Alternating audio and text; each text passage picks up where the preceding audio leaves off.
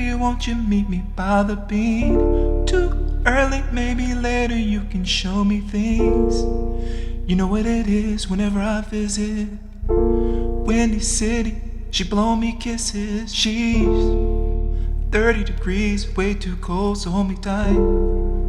Will I see you at the show tonight? Will I see you at the show tonight?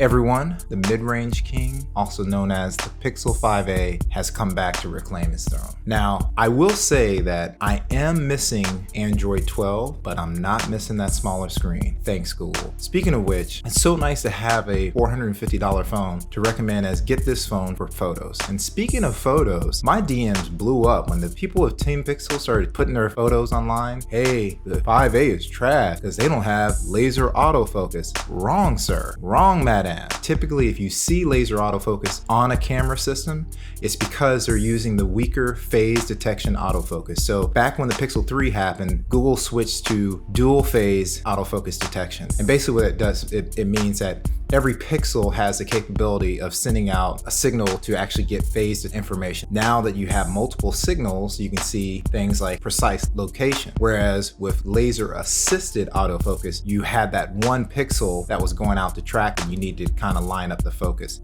Not as good. So 5a is not trash, still killing the game, just like every other Pixel before it. Now, I will say that it did drop the flicker sensor. What it would do is it would in the background say, oh, I'm gonna adjust some parameters to make sure there's no flicker coming from. That system worked well when it worked, but it was extremely buggy, and you can actually go see where some people that had Pixels had issues, and Google decided to get rid of that. So 24 hours in, the 5a doesn't have wireless charging, the 5 does have wireless charge. 5a has a headphone jack, the 5 doesn't have a circle, Google, and go watch Google's video. They did a whole video on the headphone jack that don't have it on the flagship. Needs to be on the flagship, absolutely. So there's minor differences here and there between the two devices, but I will point out that one thing that shocked me were the speakers. The speakers have been greatly improved, and I'm not just saying that going from the 5, I've got the 4a, right? Or, you know, I have older Pixel devices. I'm talking about just the speaker system in general. So the Mi 11 is my reference. It's been the best speaker system that I have, and I have to say the 5a is pretty impressive. So one of the things I thought about when I said, hey, I'm gonna test this was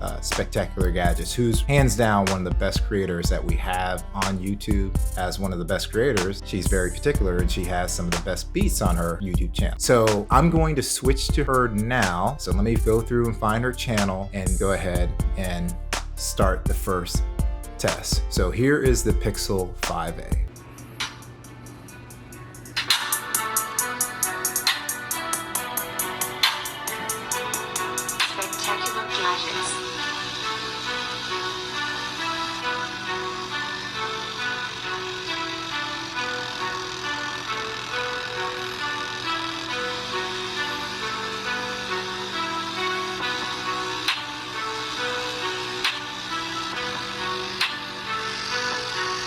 Now here is the Mi 11.